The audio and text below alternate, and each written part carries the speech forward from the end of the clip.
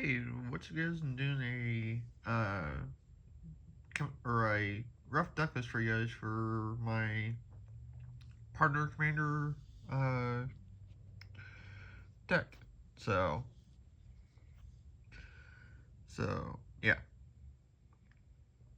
So both these have partner, and the planeswalker is actually quite busted. I mentioned this in my discussion video that I did Wednesday. So, and as you can see, the partner in the bomb. So, but now for the deck list. So I made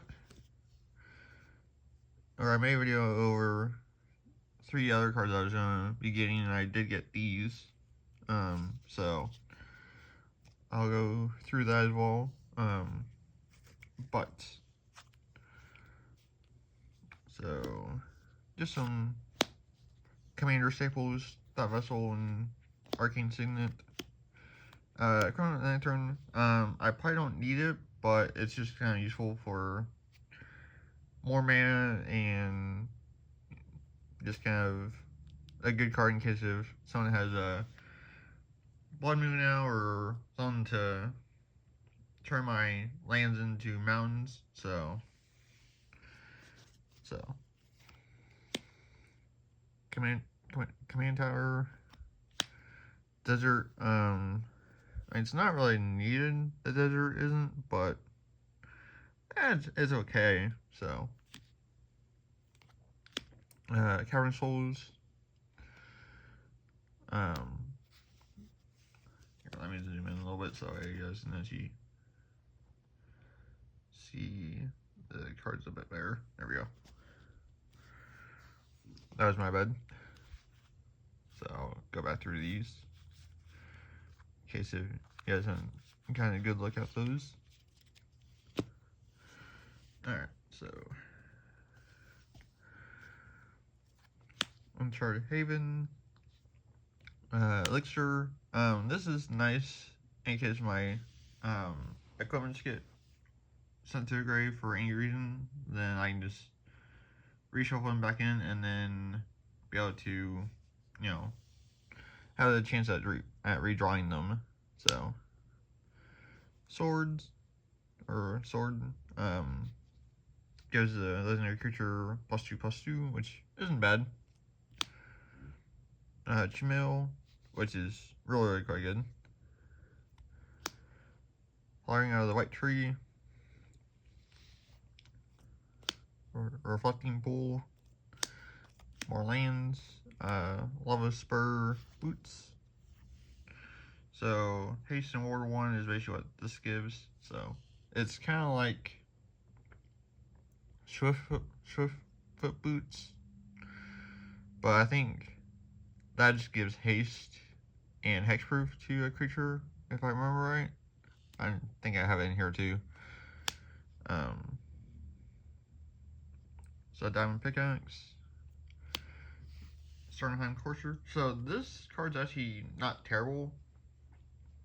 So artifacts and enchantments spells you cast cost 1 less to cast. So that means that if I decide to cast this Nazgul Battle Maze, then it would be 4 instead of 5. So it helps a little bit for that reason. So Unclaimed Territory, Secluded Courtyard, that stuff. Mystic Forge.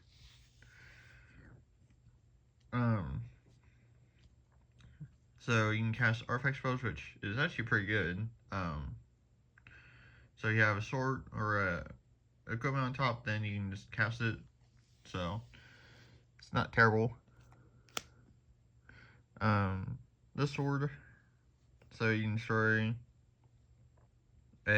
up to 1 target planeswalker or 1 artifact. So, and it says up to, so that means that if they don't have planeswalker, then you can pop an artifact if they have one. So Final Showdown,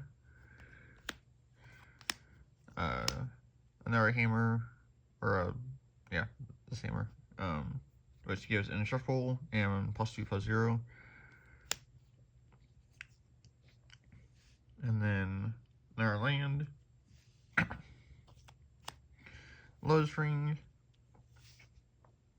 Chroma's Will, which if it's unaffected by stuff from all the swords, then this won't really do much. But it will count if you have your commander out, and the other creatures would get that. So it still helps in a way. So Cathar's Crusade, Whisper, Silk Cloak. So target creature can't be blocked, and it has Shroud. So I played this when I was doing my Shadowfax version, which is basically essentially the same thing as now, just with a few upgrades to it, and changes. But I did play that, and I put it on Shadowfax, and I made him to where he can't be blocked, and I had another equipment that gave it +4/+4, so he was like an 8/8 that was unblockable, so it was pretty fun. I think it was the one where your creature gets +1/+1 for each lands that you control. I showed it earlier in the Decklist video, so this is where this card comes in. So you, obviously, as you guys can see, you equip it to a Planeswalker, and then it turns it into a creature. So that's what you're supposed to do with Jessica, is equip that onto that, and then you turn Jessica into a creature, and then you can equip all or a few of the other swords to it and get protection. So yeah, there's Argentum Armor, Sword of Truth and Justice, another really good one. Mox Amber, Rally the Ranks, Sword of Body and Mind. So someone had commented on my Shadowfax discussion video and was saying that I should probably take this out. So the only reason why I partly disagree with that is I have, as I believe I do, let me,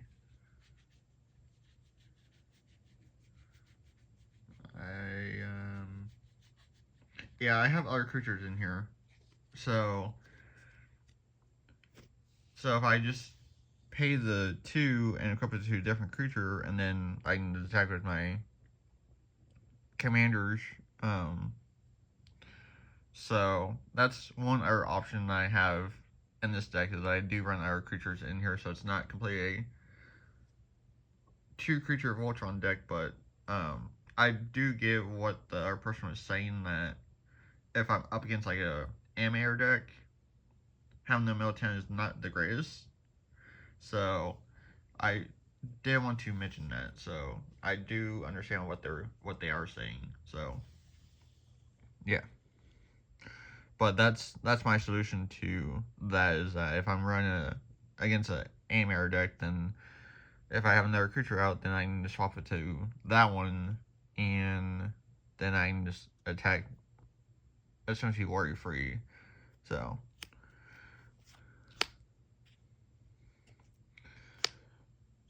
Reaver, Cleaver,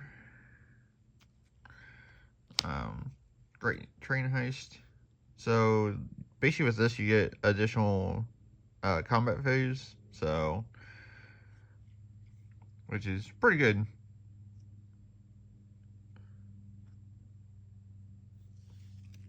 And unclaimed territory.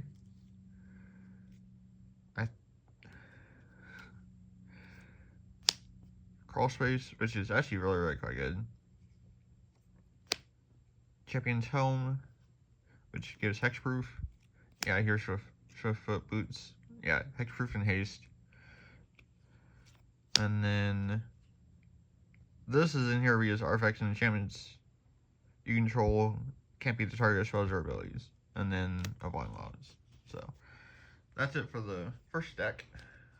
Now for the last deck.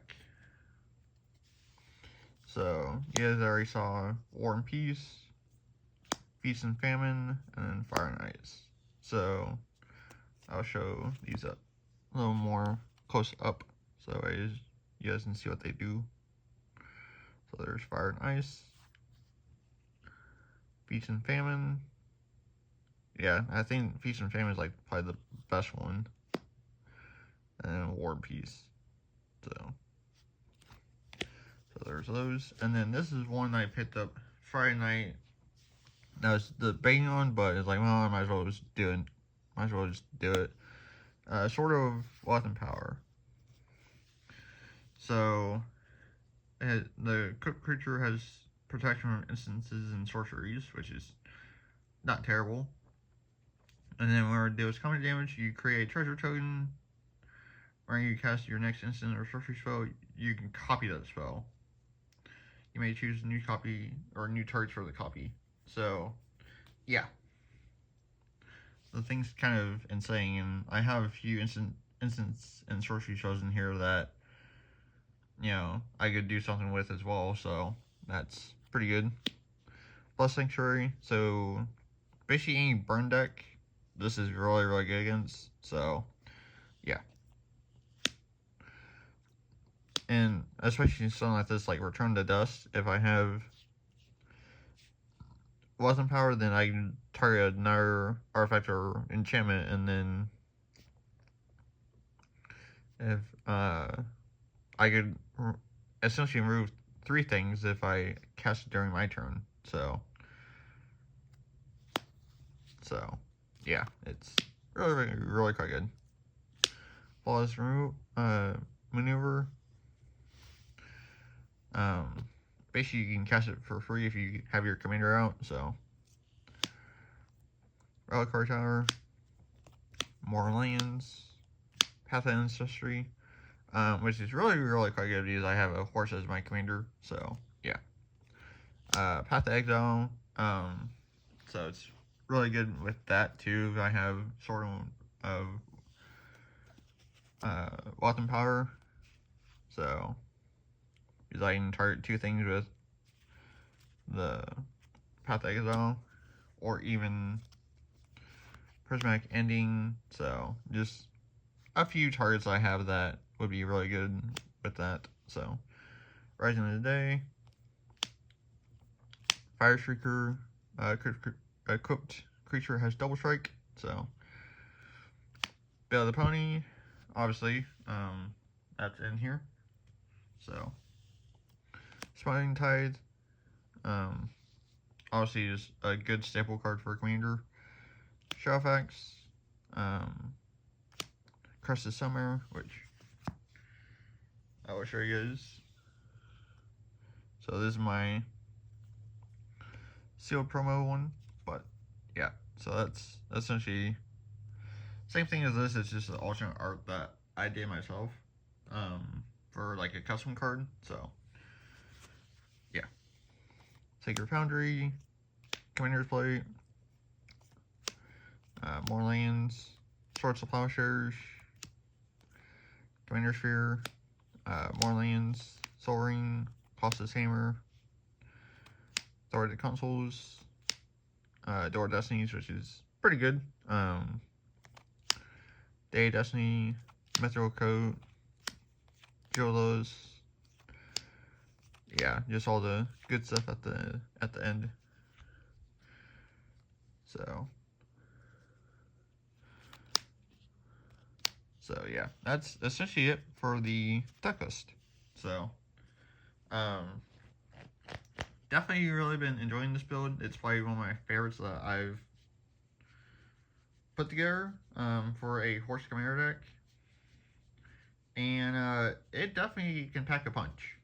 Because I explained this in the discussion video, but I'll explain a little bit here too. So I had, let me zoom back out a little bit. There we go. So I had the Killeth at a 6/6. And when I attack, it would be a 7/7. And so I had that, and then I played Jessica, and then I gave it the 0 ability to give it triple the damage, and I one-shotted someone with commander damage because I had dealt them previous commander damage as well. So yeah. So it was kind of insane what I was able to do with the deck. And the only equipment that I had on Killeth was that Lost Jet that I had shared at the, yeah, this is the only equipment that I had on Killeth. Because whenever you deal counter damage, you put a charge counter on it, and then you can remove a counter, and what I was doing was basically putting a +1/+1 counter on it, on a equipped creature. So I was just giving it more buffs and stuff like that, so so yeah, it was pretty crazy what I was able to do with it for my first time playing it. Like, it was just crazy. So yeah, so that's essentially it for the video. So thank you guys for watching, and I have an exciting video for you guys tomorrow. I'm excited to see how you guys react to it. So stay tuned for tomorrow's video. It's gonna be really, really exciting. So, but yeah, so thank you all for watching, and I'll catch you all in tomorrow's video. Alright, later guys.